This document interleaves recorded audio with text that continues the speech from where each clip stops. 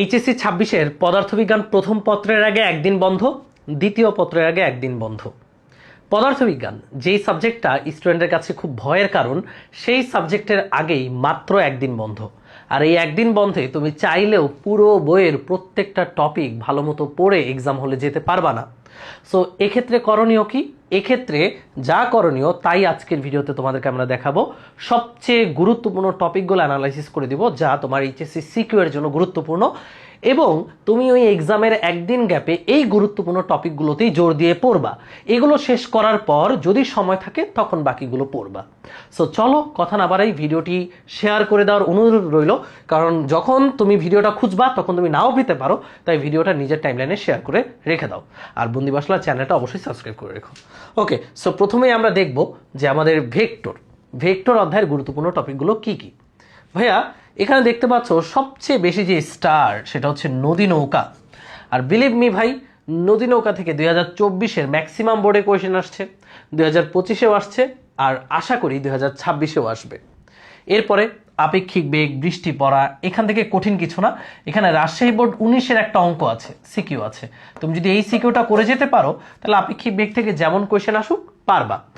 ইয়াসিন ভাইয়ার ফিজিক্স ভাই চ্যানেলে ম্যারাথন ওয়ান শটে ভেক্টরের ক্লাস দেওয়া আছে, পুরান ক্লাস, বাট ওই যে বলে না পুরান কিছু জিনিস থাকে যা antique, old is gold. So সেই ক্লাস করলে তোমার যত বোর্ড আপকামিং 2029 সাল পর্যন্ত যত প্রশ্ন আসবে ভেক্টর থেকে কাভার হয়ে যাবে, করতে পারো। ওকে, এরপর দেখো আরেকটা গুরুত্বপূর্ণ টপিক যেটা আমরা ইগনোর করে যাই, বাট এটা কিন্তু খুব গুরুত্বপূর্ণ, সহজ। ডট গুণন, ক্রস গুণফল, ক্ষেত্রফল সম্পর্কিত। ওই যে দুইটা ভেক্টর দিয়ে বলবে এদের লম্ব একক ভেক্টর বের করো, তারপর দুইটা ভেক্টর দিয়ে বলবে এরা যদি সামান্তরিকের সন্নিহিত বাহু নির্দেশ করে তাহলে ক্ষেত্রফল কত, ত্রিভুজের বাহু নির্দেশ করলে ক্ষেত্রফল কত। সূত্রগুলো জানো না? সামান্তরিকের বাহু নির্দেশ করলে a ক্রস b এর মান, তারপর কর্ণ নির্দেশ করলে half into a cross b এর মান, তারপর যদি ত্রিভুজের বাহু নির্দেশ করে a ক্রস b এর সাথে হাফ গুণ দিতে হবে, মানে half into a cross b, এগুলো জানতে হবে। আর রিসেন্টলি গ্রেডিয়েন্ট ডাইভারজেন্স কার্ল থেকেও সিকিউ আসে, দুই একটা বোর্ডে সিকিউ আসে, তাই এটাও ইম্পর্টেন্ট। সো তুমি যেটা করবা অবশ্যই এবং অবশ্যই নদী নৌকার টপিকটা কোনোভাবেই মিস করবা না। আপেক্ষিক বেগের অন্তত এই কোয়েশ্চেনটা বুঝে করবা, একটাই প্রশ্ন দিলাম। আর ডট গুণন, ক্রস গুণন এটা তুমি অটোমেটিক পারো। সো এখান থেকে জাস্ট একটা, এই যে ক্ষেত্রফল, ডট গুণন, ক্রস গুণন, একটা একটা করে অঙ্ক করবা। তাহলে এখানে সময় লাগতেছে কত? খুবই কম। আর বাকি যে টপিক এগুলোকে একদমই বাদ দিয়ে দিব? উত্তর হচ্ছে না, কারণ কোথাও না কোথাও তো এখানে কোয়েশ্চেন আসছে, তোমার বেলাও আসতে পারে। তাই বাকি টপিক থেকে অন্তত একটা করে সিকিউ সলভ করে যাবা। এই টপিকগুলো বেশি গুরুত্ব দিয়ে করবা, 2-3টা সিকিউ করবা, আর বাকি যে টপিকগুলো থাকবে অন্তত ওই টপিক রিলেটেড একটা করে হলেও সিকিউ সলভ করে যাবা। সে হচ্ছে ভেক্টর অধ্যায়। ভেক্টরের পর এবার খুব হটশট একটা অধ্যায় হচ্ছে গতি। এই যে অধ্যায় নাম্বার 3, গতি। কেন?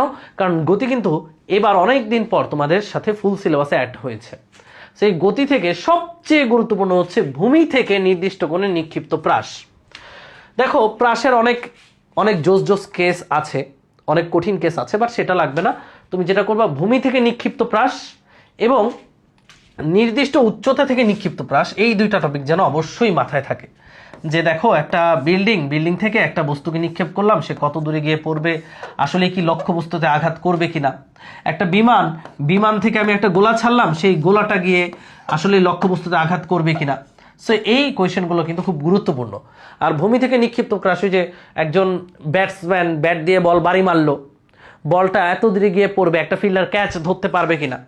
বিচরণকালের আগে যদি ফিল্ডারটা বল পড়ার জায়গায় গিয়ে দাঁড়ায় তাহলে ক্যাচ ধরতে পারবে। সো এই যে এগুলো পড়বা। আর এই যে লেখচিত্র, সরলরেখী গতি, এগুলো নিয়ে প্যারা নিতে হবে না, এগুলো নিয়ে জাস্ট একটা সিকিউ সলভ করবা। লেখচিত্র মানে খুব অ্যাডভান্স লেখচিত্র, ব্যাপারটা এমন না। ওই যে নবম দশম শ্রেণীতে যে লেখচিত্রগুলো ছিল, ভি ভার্সেস টি, এ ভার্সেস টি, এগুলাই ঘুরে ফিরে এগুলাই একটা সিকিউ সলভ করলেই হচ্ছে। বাট প্রাস কোনোভাবেই স্কিপ করা যাবে না, কারণ এটা সো মাচ ইম্পর্টেন্ট।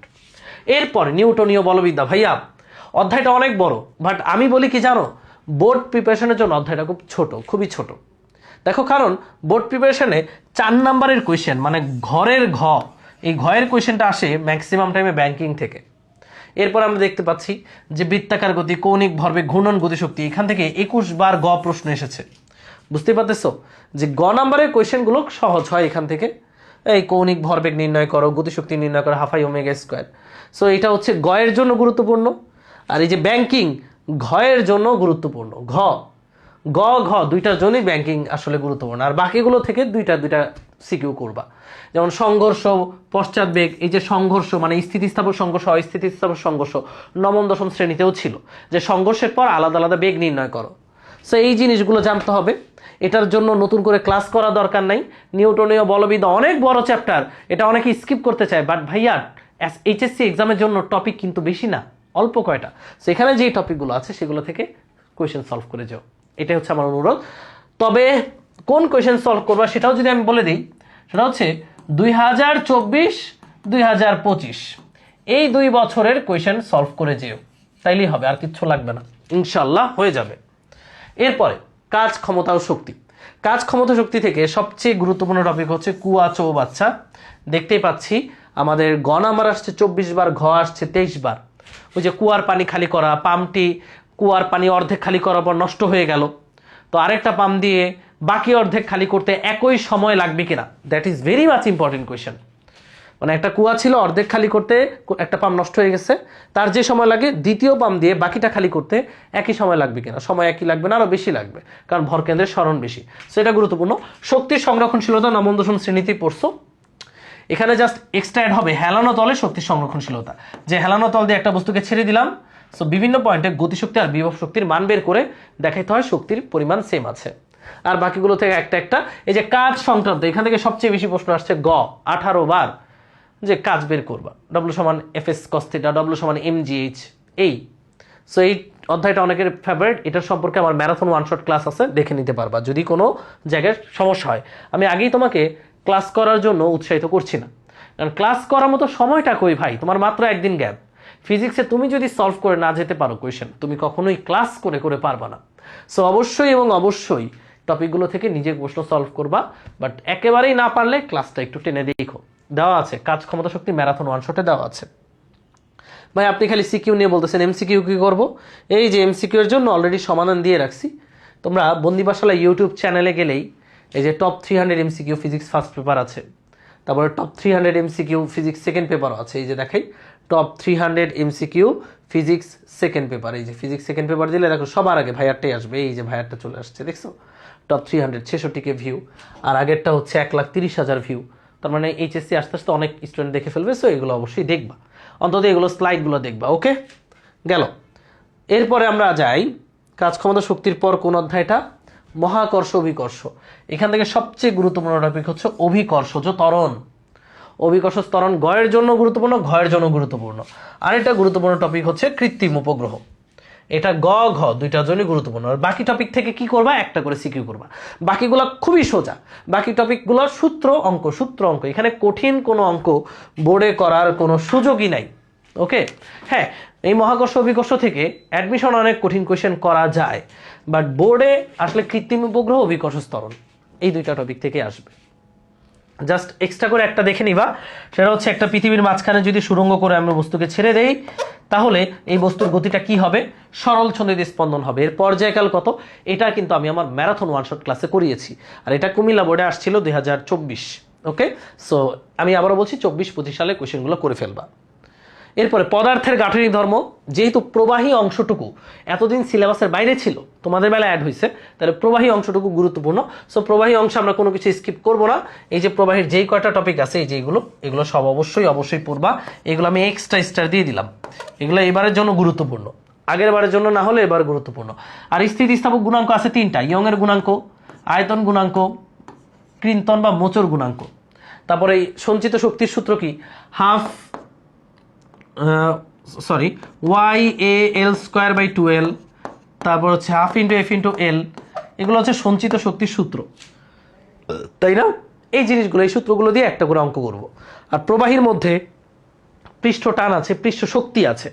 বিশেষ করে এই অঙ্কটা, যে একটা বড় পানির ফোঁটাকে আমরা যদি অনেকগুলো পানির ফোঁটাতে বিশ্লিষ্ট করি, স্প্রে করে সেটাকে যদি বিশ্লিষ্ট করি, তাহলে পৃষ্ঠের ক্ষেত্রফল কত বৃদ্ধি পায়, এক্ষেত্রে পৃষ্ঠ শক্তির পরিবর্তন কত, কৃতকাজ কত, এই ধরনের কোয়েশ্চেনগুলো গুরুত্বপূর্ণ। এটারও ওয়ান শট ক্লাস আমি আমার চ্যানেলে দিয়ে রাখছি, দেখতে পারো। এরপরে পর্যায়বৃত্ত গতি, পর্যায়বৃত্ত গতি আর তরঙ্গ মিলে একটা কোয়েশ্চেন আসতে পারে এবার। সো দুইটা অধ্যায়ের মধ্যে অবশ্যই তরঙ্গটা পড়বা। আর এখানে সেকেন্ড দোলক যে সূত্র টি সমান 2π√L/g, এই সেকেন্ড দোলক শুধুমাত্র এই একটা সূত্রের মধ্যে সীমাবদ্ধ না। সেকেন্ড দোলককে পাহাড়ের চূড়ায় নিয়ে গেলে কত সেকেন্ড স্লো হবে, খনির গভীরে নিয়ে গেলে কত সেকেন্ড স্লো হবে, জি চেঞ্জ হবে, জি কমবে, টি বাড়বে, ঘড়ি হয়ে যাবে স্লো, এগুলো তোমার জানতে হবে, ঘড়ির ফাস্ট স্লো। আর সরল দোলন গতির সমীকরণ ওই যে x = a sin ω t + del, তারপর বেগ সমান a ω cos ω t + ডেল, খুব খুব খুব গুরুত্বপূর্ণ। এগুলো নিয়ে একটা একটা করে সিকিউ সলভ করে যাব। এরপরে তরঙ্গ ভাই, তরঙ্গকে যদি আমাকে বলতে হয় যে 100 স্টার দেন, 100 স্টার দিব। এবং কেউ যদি এখান থেকে বিট, স্থির তরঙ্গ, অগ্রগামী তরঙ্গ, এই তিনটা টপিক ভালো মতো পড়ে, তার আর কিছু লাগবে না। এই তিনটা টপিকই অধ্যায় শেষ। আর এই তরঙ্গ ক্লাসেরও ম্যারাথন ওয়ান শট দেওয়া আছে। আমি বারবার ম্যারাথন ওয়ান শট বলতেছি এই কারণে যে তুমি ক্লাস অন্তত না করলেও স্লাইড দেখবা। তরঙ্গ অধ্যায় ম্যারাথন ওয়ান শটে আমি যেই কটা প্রবলেম করিয়েছি সেই কটা প্রবলেম করলেই হয়ে যাবে। ওকে, যেই কটা প্রবলেম করিয়েছি। ও আচ্ছা, আরেকটা জিনিস বাদ গেছে, তীব্রতা লেভেল। এটা জাস্ট সূত্র পারলেই হচ্ছে। তীব্রতা হচ্ছে বিটা 10 log I/I0, তীব্রতা লেভেল এটা 10/I/I0 তীব্রতা লেভেল। আর তীব্রতা হচ্ছে I = P/4πr², I = 2ρV πφ এর উপরে স্কোয়ার। সেই অঙ্কগুলো আমি সব করিয়েছি আমার ওয়ান শট ক্লাসে। তো তুমি ক্লাস করো না করো, স্লাইড দেখবা।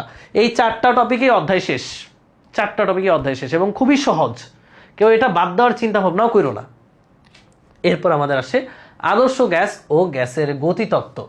আদর্শ গ্যাস ও গ্যাসের গতিতত্ত্বের টপিক তো একটাই, রাজা টপিক কি শিশিরাঙ্ক নিয়ে দুইটা অঙ্ক করবা, যে শিশিরাঙ্কের পরিবর্তন হবে কি হবে না, এরকম একটা অঙ্ক।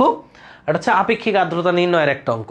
টোটাল অঙ্ক দুইটা করবা, দুইটা সিকিউ করলেই কাজ শেষ, কেল্লাফতে।